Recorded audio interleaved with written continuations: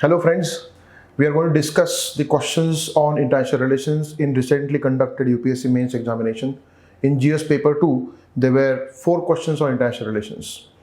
Question number 9, 10, 19 and 20. It is interesting to note that all these 4 questions were some way related to the general nature of international environment as such, within which foreign policy of India is conducted. So most of the questions out of these 4 deal with Indian foreign policy in the context of present international environment. There was though a question in terms of comparison of India's role in the previous international environment, especially during Cold War, and its comparison with the present role. However, we have to understand the environment first in order to understand such questions, and then we can really answer them. We'll discuss each question one by one. Question number 9 first. The question reads like this. The time has come for India and Japan to build a strong contemporary relationship, one involving global strategic partnership that will have a great significance for Asia and the world as a whole. And the question is comment. It's a 10 marker, and that way this statement describes a lot. We need to understand the question first, and then we can really talk about the answer. One has to really understand that we have to ultimately comment on this question. So let us first try to understand the statement. The statement clearly indicates a shift which is supposed to happen between India and Japan relations. So far, India and Japan relations have been based on the economic relation between the two. The predominant content of bilateral relation between India and Japan has been economic. Nowadays, in the changed context of Asia Pacific, Asia, and even the other regions which are important for these two dominant economies in the world, because Japan happens to be the third largest economy in the world and India, as per the recent statistics, happens to be seventh largest economy in the world. For both these countries, for their development, they need resources, they need investment, and in that regard, Africa becomes important, West Asia becomes important, Central Asia becomes important, Asia Pacific in terms of trade becomes important. In this context, apart from the economic development, they also have to take care of certain strategic and political challenges emerging in South Asia particularly and in the world at large. Let us talk about what content are we supposed to really bring in this answer. We have to be very particular because it's a 10 marker, there's a word limit. So we have to be very specific in terms of points, and we have to really bring in those points which are absolutely relevant to the core demand of the question. Now, we have to understand that the context is to be defined. The relationship is to be viewed in the newer context, which is a context of Asia Pacific particularly, because Asia Pacific has already become the geopolitical and geostrategic epicenter of the global politics. So when we talk about Asia Pacific, we are not merely talking about a region, we are talking about the world politics, because major powers are involved in the geopolitics, geoeconomics of Asia Pacific. As far as India and Japan are concerned, interests of both these countries converge in Asia Pacific. There is a rise of China and its growing assertion in South China Sea, in larger Asia Pacific. And more importantly, both Japan and India share some kind of uncomfortable relation with China. So in this context, we have to understand that mere economic relations of India and Japan will not fulfill their interest as well as interests of the larger Asia as a continent and the world affairs as such. We have to understand that both have to counter Chinese hegemony, Chinese assertion, especially in Indo-Pacific, which is an important trading route for both Japan and India. International trade of India and Japan with Africa, with other countries in the region, and with the larger world go through this area, Pacific Ocean and Indian Ocean. For India, it is all the more important because it happens to be marine backyard of India. So both India and Japan have a huge stake in this region and its security of the trading routes particularly. Chinese investments are on rise in Asia Pacific, and these investments do not have only economic overtone. There is a clear military overtone to it, and that is indicated by the Djibouti military base developed by China. We have to understand that China is looking forward to some kind of a hegemonic position in the region of Asia, at least as of now, and it may have larger ambitions of becoming global hegemon as well. So in this context, Japan and India need to really upgrade the relationship from the economic one currently to the strategic and political one.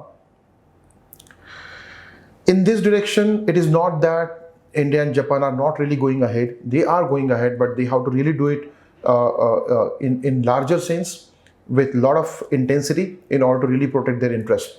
So there are certain indications of this relationship going beyond economic relations. One is Malabar Exercise. It is between US, India and Japan. We have to understand here that US gets involved because on the larger plane of the world, Chinese rise is something that challenges US hegemony so far in the world affairs. So for them, it is important to contain China. And for that, they look for regional powers such as Japan and India. That's why these three come together as a group, as an alliance in Malabar Exercise. It's a naval exercise just to indicate solidarity and common concern when it comes to Chinese rise. Another important factor is Quad, the quadrilateral alliance between India, Japan, US and Australia. Australia sometimes goes out of it, but whenever they have this concern of Chinese hegemony, they join this quadrilateral alliance to counter Chinese influence. So already we are seeing some kind of strategic relation between India and Japan, which has gone beyond mere economic relations. China has huge economic muscle. This needs to be understood. Chinese investments have been very dominant. We can look at OBOR, One Belt, One Road Initiative, Maritime Silk Road Initiative, Silk Route rather. So here we see Chinese investments are very dominant. India alone cannot match that economic muscle of China. Neither can Japan that way. But if these two come together and they try to invest in this region in terms of connectivity, trading routes, and the security of the same, they can really create a formidable force to balance or rather counterbalance Chinese influence in the region. So in this sense, India and Japan are already working on the Asia-Africa growth corridor. Africa is important for both of them in terms of resources. So Asia-Africa growth corridor is a joint venture of India and Japan to build the connectivity. Now, this entire international picture needs to be contextualized in terms of bilateral relations of both Japan and India with China. Both share uncomfortable relations. India has fought a war with China in 1962. The border is not yet settled. There are border disputes between these two. In addition, China has uncomfortable relations with Japan as well. Recently, China had claimed islands of Japan as their own. The way China asserts in South China Sea, it also asserts its authority, its influence on the Japanese islands as well. So in this context, for both China and both Japan and India, Chinese influence needs to be countered. That's why they have to come together in terms of strategic and political relationship. That's why the question rightly says that both India and Japan need to build a strong contemporary relation to take care of the contemporary problems and challenges faced by both Japan and India. So Chinese hegemony is something that brings them together in terms of strategic understanding in the current context in which they are working. There is another dimension to the strategic angle. We see a re-emergence of Russia, especially in the decade of 2010s, and this re-emergent Russia seems to have some kind of convergence of interest with China, and that is why there is some kind of a seeming alliance. We are very particular in saying this seeming alliance. We do not see alliances of the old time like those were there in the Cold War, but there is a seeming alliance between a re-emergent Russia and a hegemonic China in Asia Pacific and the Asia in general. And this alliance that way goes against India and Japan's interest strategically in this region. So for India particularly and Japan as well, it is important for them to counter this hegemony, this seeming alliance, in order to protect the rules-based multipolar world order or global order. It is in interest of India that a multipolar rules-based global order is in existence. India's vision of world order has this important component, and in this context, India and Japan need to join hands to counter the Chinese hegemony and maintain the rules-based order, which is in larger interest of Asia as well as the world. So this has to be the content of question number 9 in the mains examination this year. Question number 10. Now this is related to international organizations. There are a number of international organizations in the world. But UPSC has given a clear indication that UPSC goes for questions on those organizations which were recently in news in current affairs. US has exited a couple of organizations. One is UNESCO, other is United Nations Human Rights Council. We might have expected question on either of them, but the question appeared on UNESCO. And there's a context to UNESCO's current crisis as well. US has withdrawn from UNESCO in 2018. So in that context, this question appears. Let us read the question first. Too little cash and too much politics leaves UNESCO fighting for life. Discuss the statement in the light of US withdrawal and its accusation of cultural body as being having anti-Israel bias. So there is no doubt that for US, Israel is an important ally in the Middle East. So US has accused this cultural body that there is some kind of anti-Israel bias in its activities, and that is why we are withdrawing. So this presents some kind of a challenge to UNESCO. There is no doubt about it. However, we have to answer whether this is a challenge which leaves UNESCO fighting for life. That means, will this organization continue, or there is some kind of existential threat to UNESCO? So we have to focus on this. Question asks us to discuss the statement. What is the statement? Too little cash, too much politics leaves UNESCO fighting for life. We have to understand the core demand of the question. So your answer must have core theme which goes with this statement, but in the light of US withdrawal with that accusation of anti-Israel bias.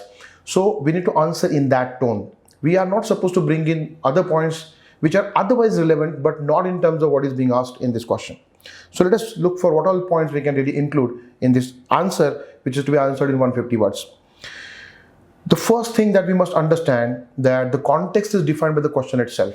It clearly says that we have to discuss it in the context of what US said, and that statement of US is in the context of Israel-Palestine rivalry, which has been more than a 7-decade-old rivalry for now. So politics over Israel-Palestine rivalry is the core of this entire accusation. What has happened in recent times needs to be understood. See, UNESCO has declared a couple of sites of Palestine as sites of heritage which are in danger. In this context, there are fresh challenges in front of UNESCO. So Israel-Palestine rivalry is to be mentioned first, and then we have to talk about the fact that when Palestine was included in UNESCO as a full member, triggered a reaction from USA. USA already reacted in 2011 by withholding the funding. So this defines the context. In 2018, they have withdrawn from UNESCO. USA has already given up the membership in 2018, but funding has been stopped way back in 2011 because UNESCO admitted Palestine as full member.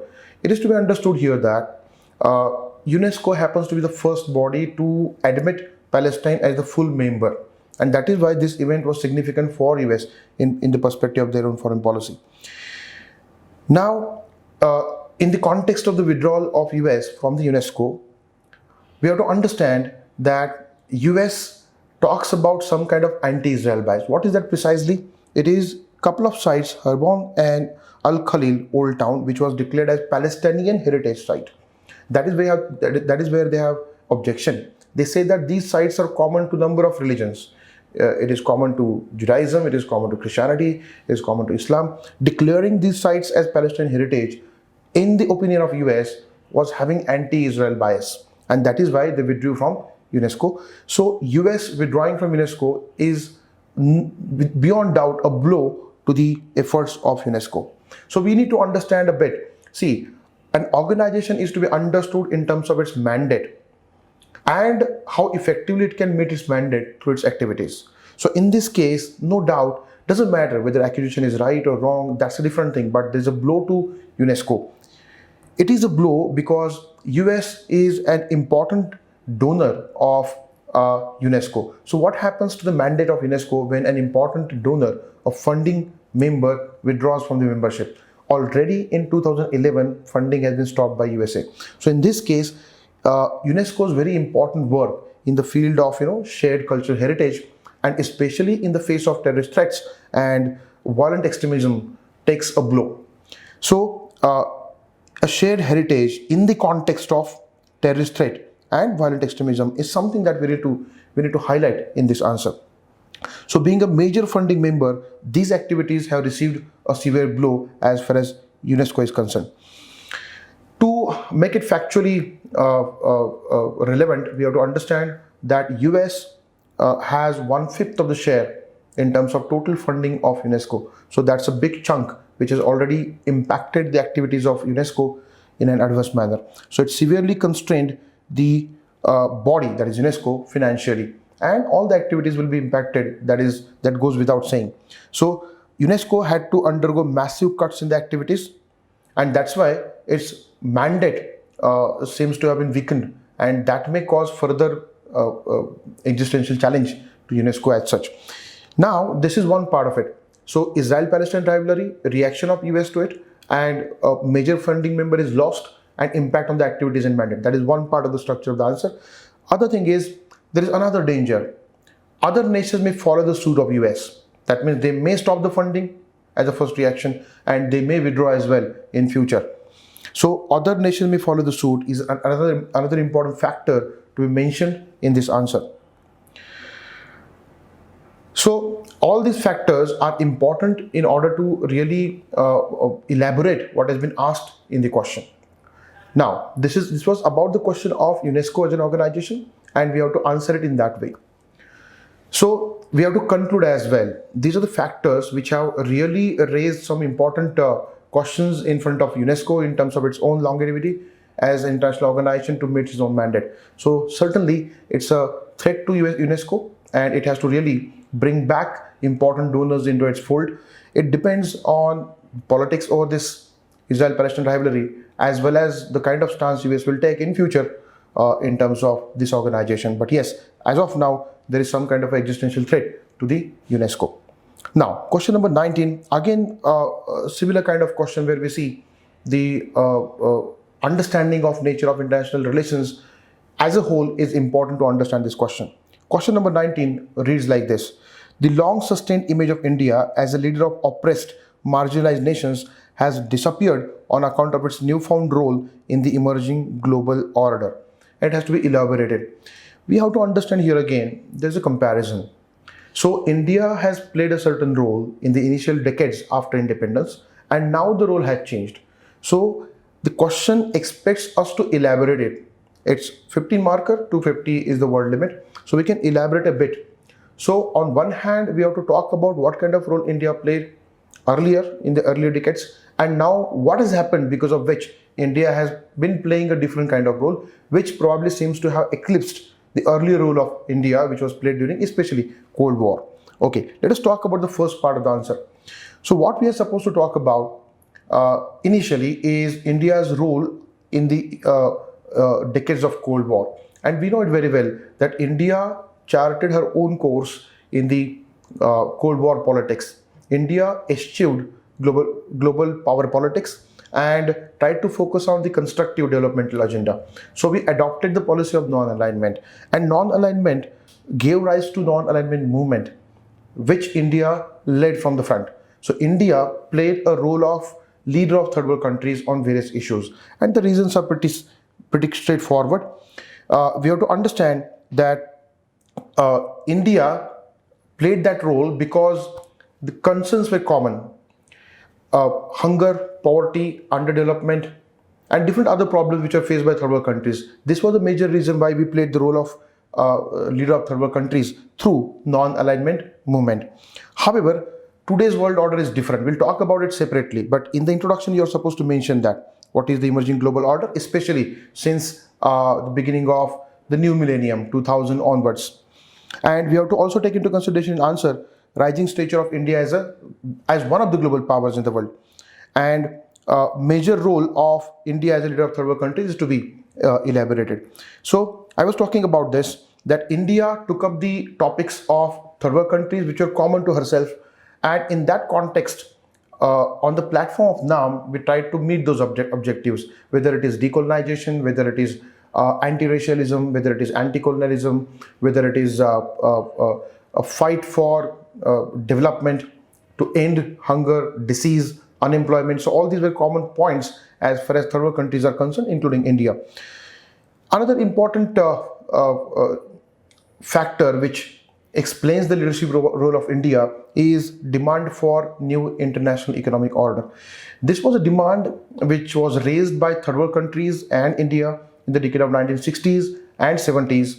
Here we see that Bretton Woods international economic system took shape after Second World War, and within a decade these countries understood that Bretton Woods institutions have been beneficial to the first world countries, that is developed countries, and they have been exploiting third world countries. In this context, India led from the front in demand for a new international economic order which would be more just, based on justice, and which would be beneficial to third world countries as well.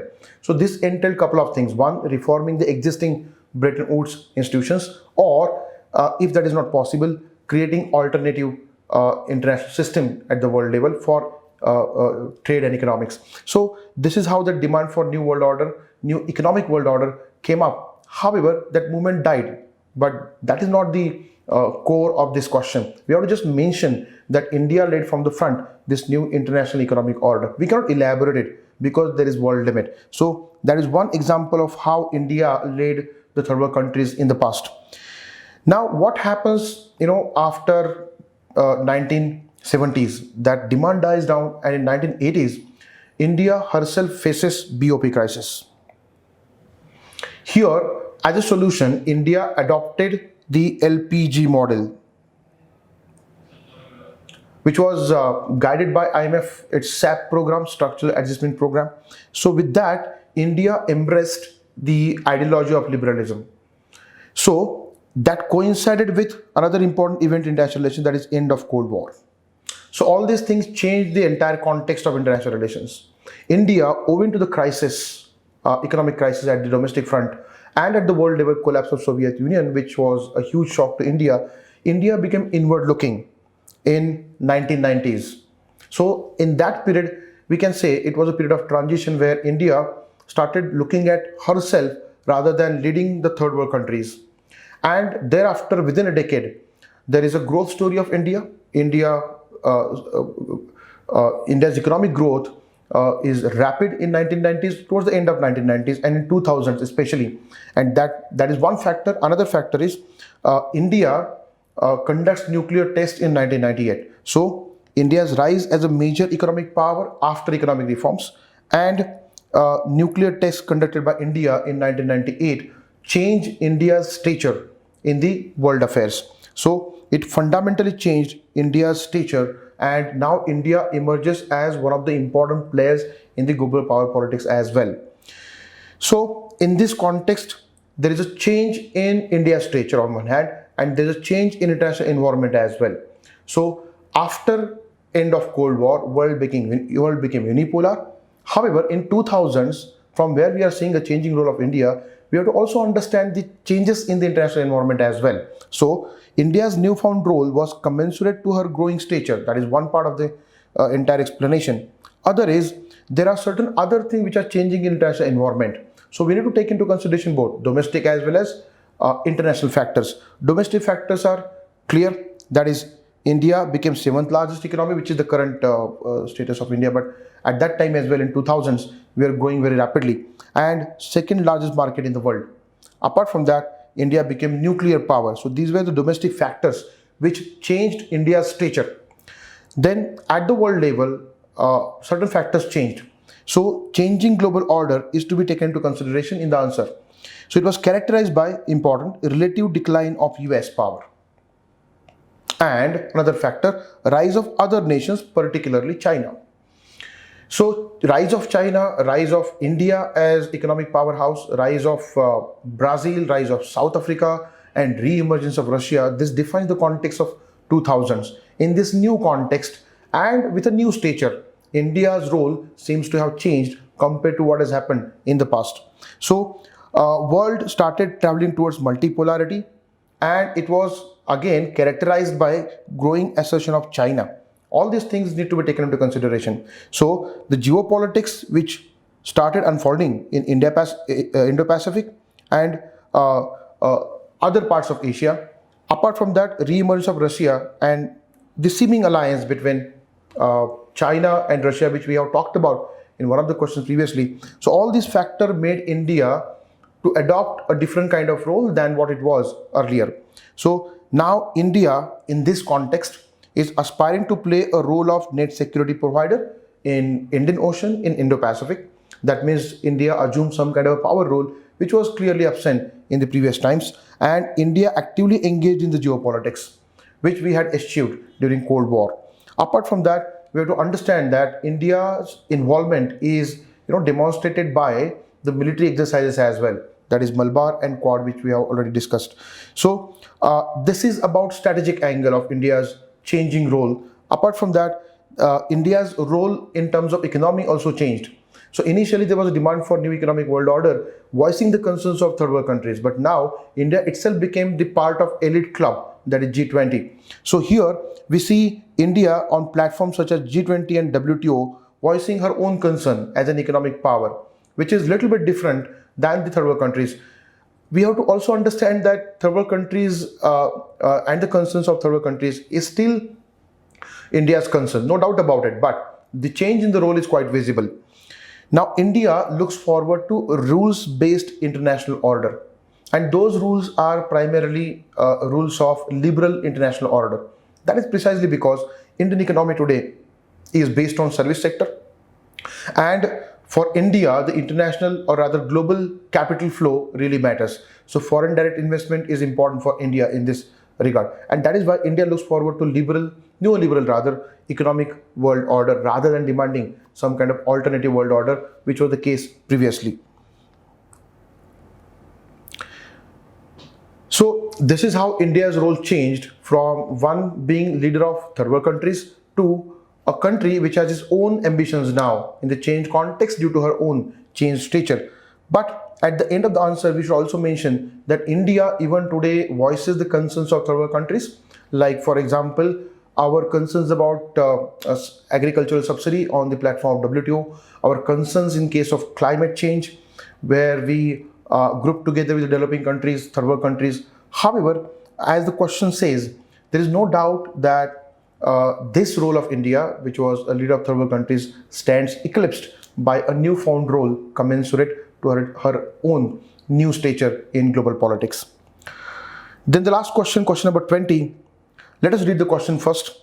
What introduces friction into the ties between India and United States is that Washington is still unable to find for India a position in its global strategy which would satisfy India's national self-esteem and ambitions.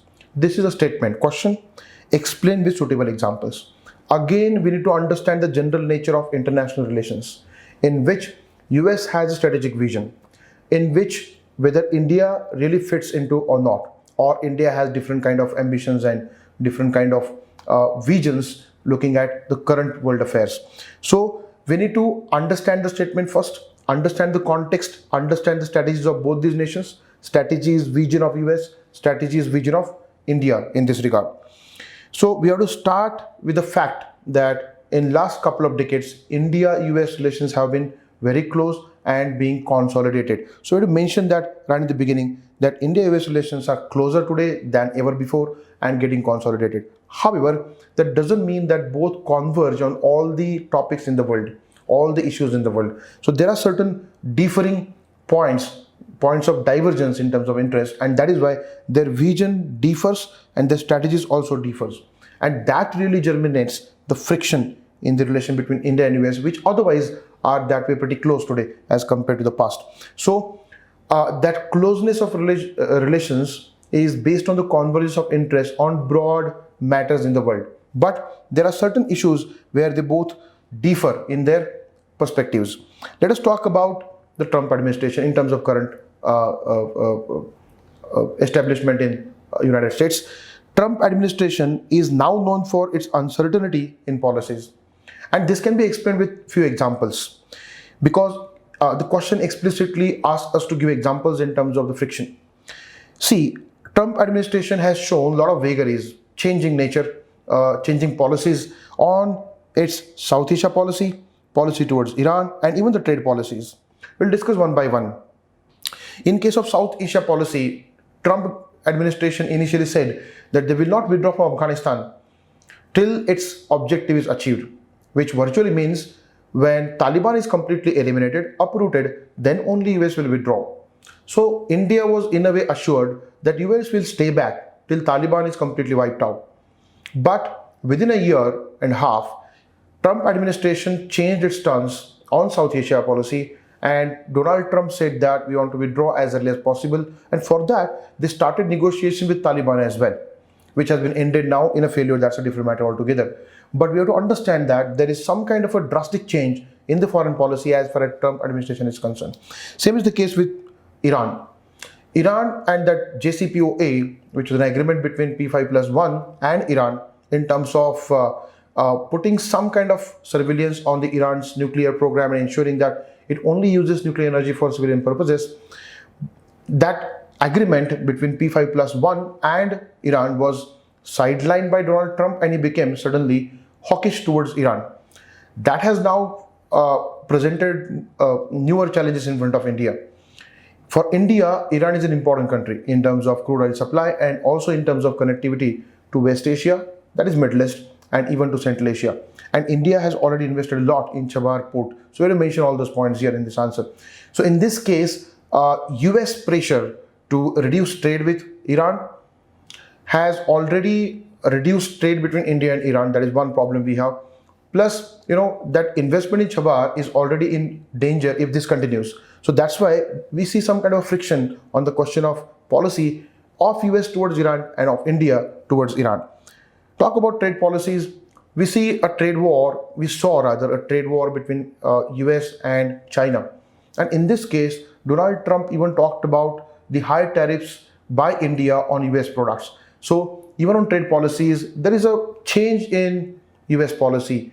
United States, which was an important promoter of international free trade, liberalization, globalization, has suddenly become protective now. So Donald Trump administration particularly has adopted protectionist measures which goes against India's vision of rules-based neoliberal economic order, and that also impacts India's economy. So that is how this also becomes a point of friction between India and US. So all these factors have negative impacts on India's ambitions. So what are India's ambitions? India looks forward to a multipolar world, one which is free from hegemony of one or two nations. Secondly, India looks forward to a rules-based neoliberal order, which is being actually impacted by Donald Trump's policies. India looks forward to a stable Afghanistan where the threat of terrorism is dealt with by the Afghan forces and by strengthening the Afghanistan. So talks with Taliban bypasses the authority in Kabul, something that India doesn't like. And then apart from that, South Asia policy of Donald Trump we talked about. So all these things impact India's ambitions as far as these issues are concerned. India, in terms of her own vision at the Asia level, where it wants a multipolar world order, takes a beating as far as Afghanistan issue is concerned. And we are yet not clear what kind of policy will come forward from the Trump administration as far as this issue is concerned. We talked about Iran, and this important factor is also needs to be taken into consideration. Chinese assertions. In this case, US has a policy which is a containment policy. US tries to contain China so that China does not become a challenge to the hegemony of US at the world level. So in this case, we have to understand that in Asia and Indo-Pacific, in the larger foreign policy of US wants India to play a role to contain China for US in this region, which goes against India's own ambitions and India's own vision. There is no doubt that this seeming alliance between China and India has been an important factor in most of the questions this year. And to contain this alliance, India cannot really become an agent of US. We have our own independent policy, and we have our own independent relation with Russia and China. We cannot really go against China. China happens to be an important neighbor of India. So in this case, India cannot be just dragged into the US foreign policy agenda. as far as containment of China is concerned. So from that perspective, India really needs to balance between China and Russia on one hand and US on the other hand. US also is an important partner for India as far as India-US relations are concerned in recent years. So India cannot afford to portray herself as a part of containment policy of US as far as the current strategic vision of US is concerned and India's vision is concerned. So US in this context seems to pull India into its larger foreign policy strategy at the world level, which India cannot really afford to join as such. So this goes against India's national self-esteem and her own ambitions, because India always looks forward to independent foreign policy making, and India looks forward to multipolar world. So our engagement is with China, with Russia, with US, which is a multi-engagement kind of a thing, in which if US drags us into her own larger foreign policy agenda, it may have adverse impacts on India's relation with China and even Russia. There is no doubt that India needs to really counter Chinese influence, but India does it in her own way. So there are certain strategies and visions which do not really match as far as India and US is concerned. US looks forward to a world where their dominance is maintained. Apart from that, US is also a nation which drags other nations into its larger foreign policy agenda, whereas India looks forward to constructive engagement, autonomy of her own foreign policy making, and a multipolar world order which is based on rules. So all these are the areas of friction as far as India and US are concerned. So India's ambitions are a little bit different, which US is not able to accommodate as of now. They have their own narrow national interest, and they diverge on certain important issues such as climate as well. Climate change is a point of divergence between India and US as of now, as far as Trump administration is concerned, given the fact that they have exited Paris deal.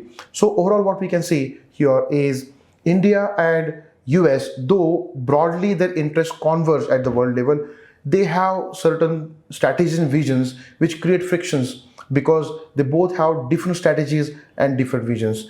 US looks forward to a world which is dominated by its own power, whereas India looks forward to a multipolar world. US has become protectionist. They are aggressive about their narrow national interest. India, whereas a beneficiary of rules-based neoliberal world order, looks forward to a rules-based order. So these are the point of divergences between India and US in terms of strategies and in terms of vision, where we see some kind of friction. So we need to elaborate this with these points, keeping in view the world limit as well. So this was a broad explanation of these questions. We should keep in mind that we are not supposed to bring in that data which is distantly related to the topic, because there is a word limit. So we need to confine ourselves to the points which are directly related to the core demand of the question. I think this is the explanation of the question which appeared this year. And we must recognize that we need to understand the general nature of international relations, because the questions are different. Gone are the days of straightforward questions where we are supposed to discuss India, Afghanistan, India, Pakistan, India, US. So these days UPSC is trying to define a context. It could be a context of two nations. It could be a context of the overall picture at the regional level, at the global level. In that context, you are supposed to write answers. That's why little bit different kind of questions are appearing, in which we are supposed to answer according to the demand of the question. Thank you. Press the bell icon on the YouTube app and never miss another update from the Unique Academy. Don't forget to like, comment and subscribe to our channel. Stay tuned.